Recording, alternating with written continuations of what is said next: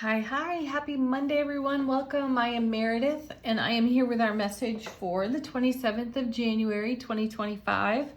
We have the sun in Aquarius, the moon is in Capricorn. We've got some retrogrades going on too. Tuning into the energy atmosphere as we do each weekday. Sawyer's Path Tarot on the table, and our first card is Four of Cups. Cool. What a great card. I mean, look at the artwork. It says it all. I know typically the traditional definition of this card is one of apathy. I don't agree with it. Perhaps reversed. Anyway, to me, this is a card of great reverence. And it's reverence for what has already come to pass. We have this beautiful sun peeking out of those clouds. So there's a change, there's a shift. There's a change in the air, we'll say. And then there's a fourth Ace of Cups incoming. That's our love, bliss, joy, happiness on overflow ace right there. So to the power of 4 in this card, super stable, well harmonized, and a surprise and a delight we don't necessarily see coming. I like that card. It's full of promise. It's full of excited anticipation even. Let's take a look at our next 2 cards. Our first is Knight of Cups. Isn't that cool? So we have an Ace of Cups incoming, one we don't necessarily notice. And these are options that could be,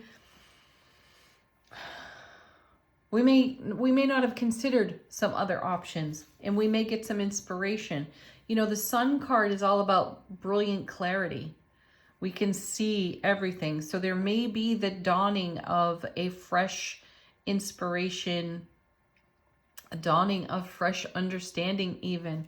And then what do? We go right into movement, momentum, motivation with the Knight of Cups carrying this ace. So it's what are we going to do with this?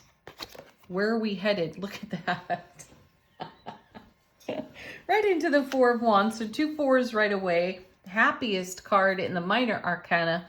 This is the 1111 card, the portal. And it's a portal to greater happiness. It's living this love, bliss, joy, happiness that's on offer to us. Fantastic set of cards. Next set of 2, we've got the 7 of Swords. This is a card of potential self-sabotage. Its nickname is the Thief. And in this scenario, the thief would be the ego voice. What's it trying to sabotage? What's it trying to protect us from? Do we see that? Or are we blind to it? I think we'll see it. The sun's peeking out. We'll get it. And, you know, all 7s in tarot are about heaven touching earth. So how is heaven touching earth in a way that you don't necessarily notice, or that your ego would have a great time tearing down? It's paired with, excellent, the Ace of Swords, which makes the 8, which is a card of a mental trap, being trapped in your thoughts. And it's all about setting oneself free from limitation. Aces also take the sting out of challenging cards. So that means that we're able to harmoniously recognize how we have sabotaged ourselves previously, and how the ego may rise in the now in the face of the dawning of a new understanding or a new inspiration, and then potentially sabotage this incoming experience. But we have the Ace of Swords here sort of neutralizing this 7. What that says to me, this is also a card of brilliant clarity, everlasting strength. We have the strength and the clarity to see the way in which we have limited ourselves and maybe painted ourselves into a corner at some point. And we're liberating ourselves. Excellent. Then we have, nice. Now we saw this queen, I think, twice last week. And this is the Queen of Pentacles. She and the King both. They are amazing manifestors in the here, in the now, on this earth plane. And I call your attention yet again to her thought bubble, which somewhat matches her background. So see what it is in your mind's eye. feel what it is in your heart space that you are in creation for. Four of Wands, right?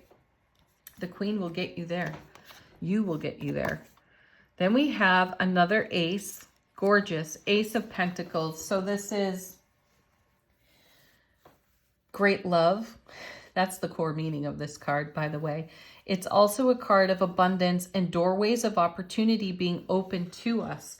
And I sense here with our Four of Cups as our first card, doorways of opportunity, Four of Wands, are opening for us. Thresholds and portals are there for us to step across or into in a new and different, fabulous way that brings our dreams to life on our Four of Wands foundation and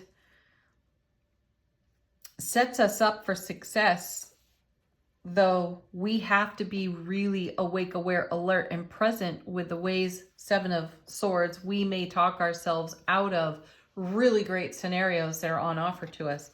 So therein lies the challenge for each one of us. And then the Ace is paired with the Five of Swords, which is exactly what I was just describing. The Five of Swords is having the ability to literally walk away from an inner fight, inner battle, inner skirmish between soulful presence, ego awareness, and with this Ace, again, this Five is neutralized. Aces take the sting out of the challenging cards.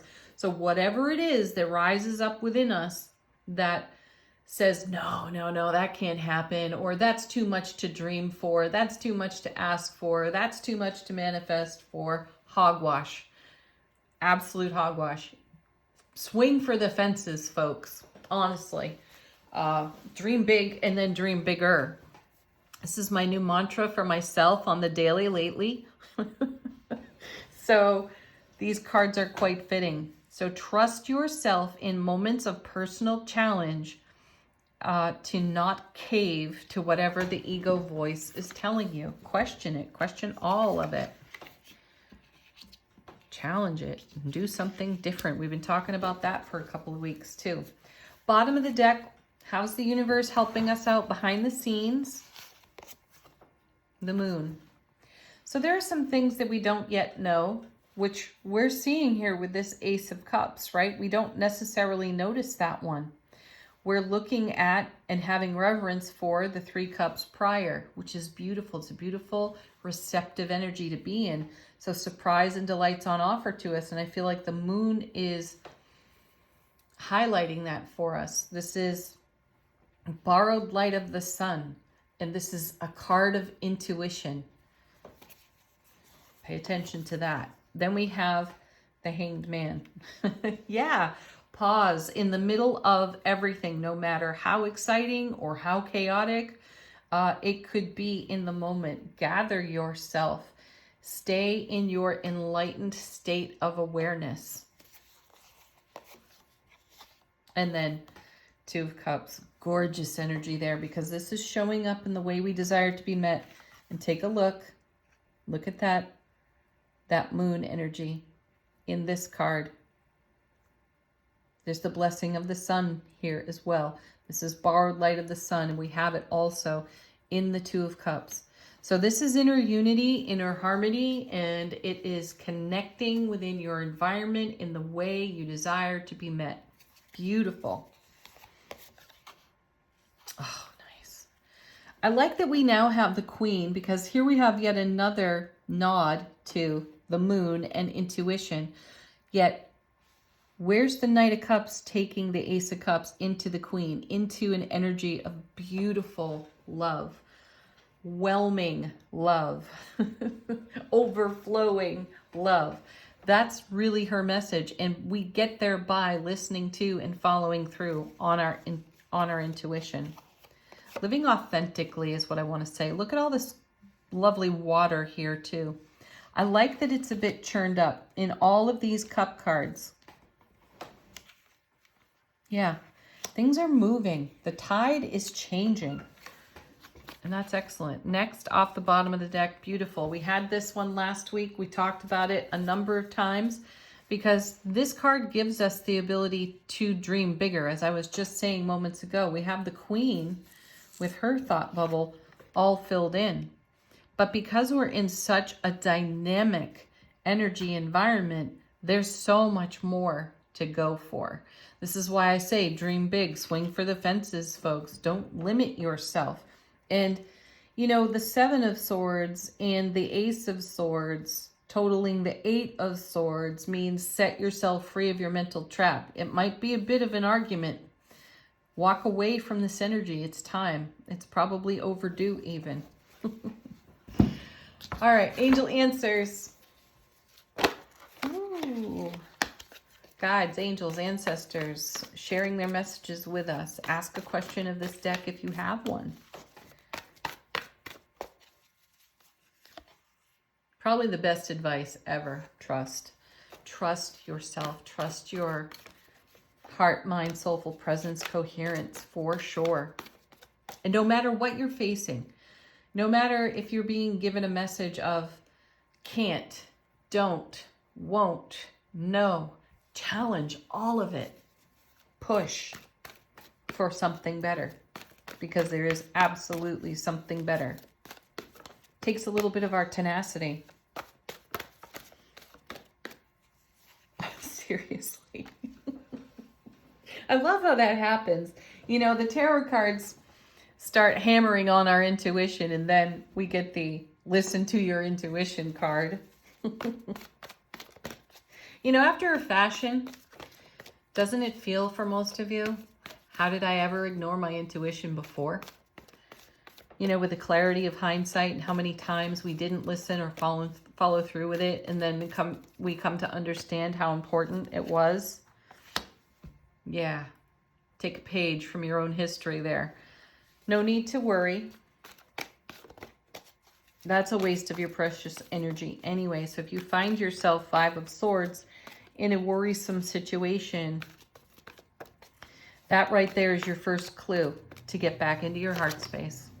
Get grounded. All right, next card. We got a bunch that flipped over.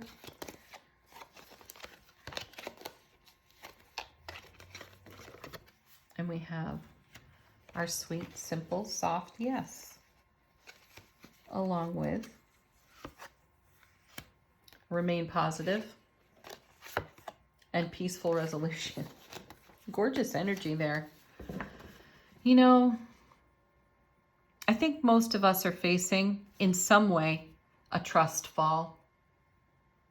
Trust that you can fall into your own arms and come out on top no matter what situation you find yourself in. Final word on the reading for today. Angels and ancestors, how's our soulful presence informing our waking consciousness?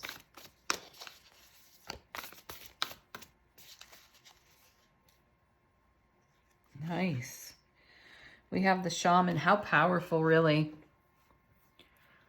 Trust in higher forces. Yeah, you can see it right here in the first card. We could narrow this whole reading down to these two cards right here. Because higher forces are bringing to us everything we could possibly need or require to fulfill us in every now moment. Trust that. Seriously, trust that and remain positive. Have the best Monday ever, folks. Peace, love, joy. Namaste.